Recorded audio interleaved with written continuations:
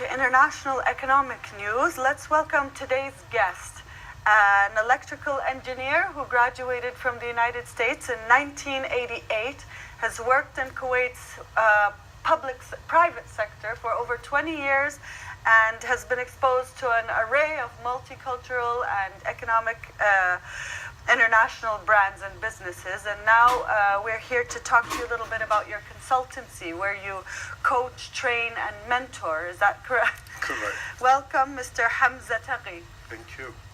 Before delving into the knowledge consultancy, can you tell us a little bit about how the result of small to medium businesses will actually help us achieve a stable economy?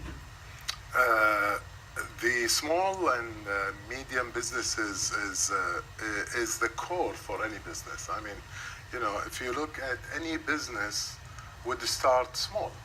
So, you know, encouraging the small businesses is actually the future for any economy. I mean, if you look at Apple, who used to be Macintosh, they started from the garage.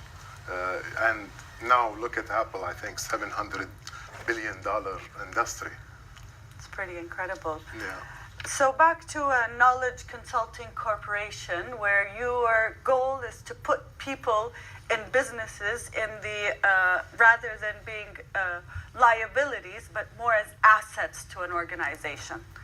Yeah, that's a very critical issue, and most organizations sometimes in their vision or mission statement, they would say like, our people, they are our true assets.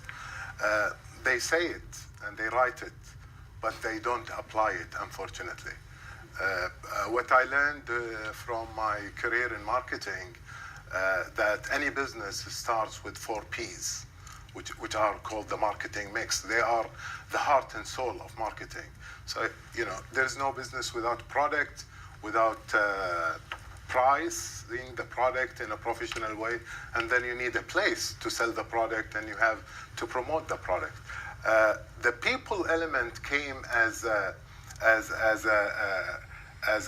element in the marketing mix, and they say it's the most important element, and I found that true by practice, because frankly speaking, people possess brain and they have hearts, so they can feel the customer who is paying the bill, after all, you know, anxiety or problem, and they think creatively of solving those problems, and then they make a business. How would you view Kuwait's position, the position of Kuwait's economy today, comparing to other economies in the region, as well as global economic icons? Kuwait is dependent on one source of, which is the oil. We all know that, and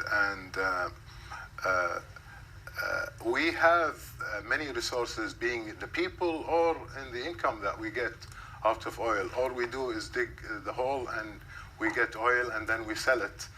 And then what we do with that is something, you know, I know something goes for investments, and the rest goes for salaries and for, you know, employment. We have not really worked into diversifying our sources of income. I mean, you know, being it, let's look at factories and manufacturing. Still, you know, we have not reached a stage that, you know, for example, like Japan or Malaysia or Korea, for that matter, we could have done that with the resources and the income that we get out of the oil. If we apply it in the right way within the Kuwaiti economy, we could have made much better results for the future of Kuwait and for the future of the generation, where employment will be there. Like, you know, you're talking about small businesses, and we in Kuwait, what we do, we employ people after they graduate from high school or from college. We kind of have to employ them, but I say always, why employ them if you don't have a job for them?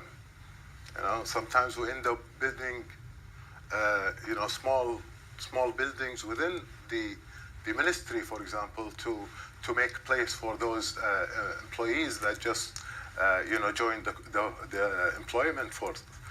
The idea is, I say always, let them stay at home, give them salary as support, and tell them to, after 15 years, you got to find out your own business.